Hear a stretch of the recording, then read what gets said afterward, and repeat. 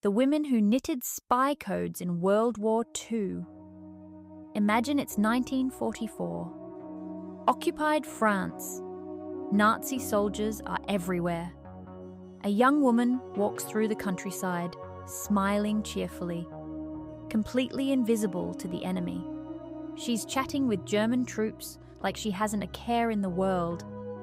But tucked inside her knitting bag? 135 coded intelligence reports. Her name was Phyllis Latour.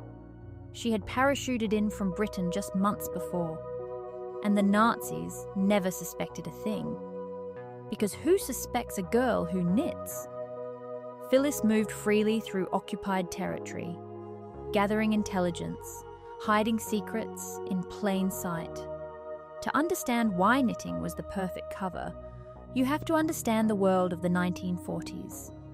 Knitting wasn't just a hobby, it was everywhere. It was patriotic. Posters declared, "Idle hands work for Hitler. Knit your bit." Thousands of women formed knitting clubs, producing socks, hats and scarves for soldiers abroad, which meant a woman sitting quietly with her needles, completely invisible. No one looked twice. No one asked questions. And that invisibility was exactly the point. Phyllis used it brilliantly, wandering the countryside, chatting with soldiers, asking innocent questions, all while carrying secrets that could change the course of the war. On May the 1st, 1944, just weeks before D-Day, she had parachuted into Normandy. She was 23 years old. Her mission? Gather intelligence and get it back to Britain without being caught. Her actual codes were written on a tiny piece of silk she kept hidden in her knitting bag. She had roughly 2,000 different codes available. Then she knitted.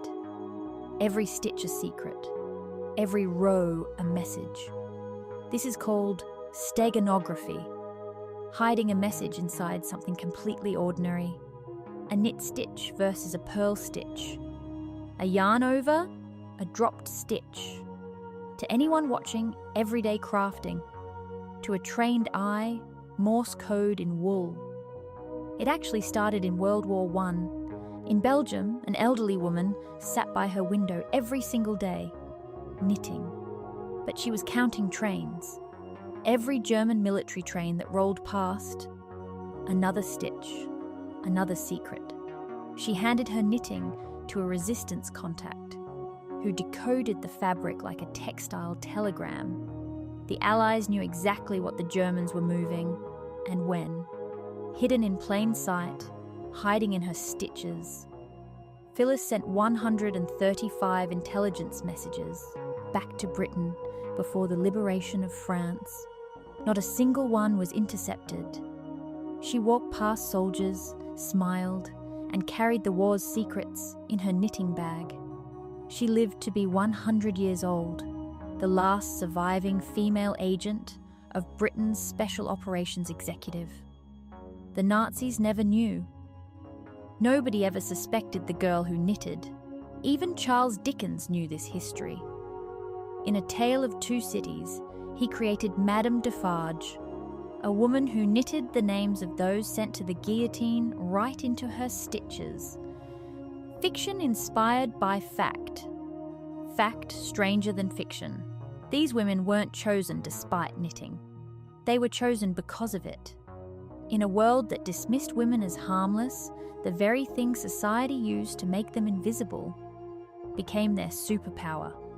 So next time someone gives you a skeptical look for sitting quietly with your knitting, just smile, because now you know the secret. If you love this cozy little piece of hidden history, give us a subscribe. There are so many more stories waiting in the yarn pile. Until then, stay cozy, stay curious.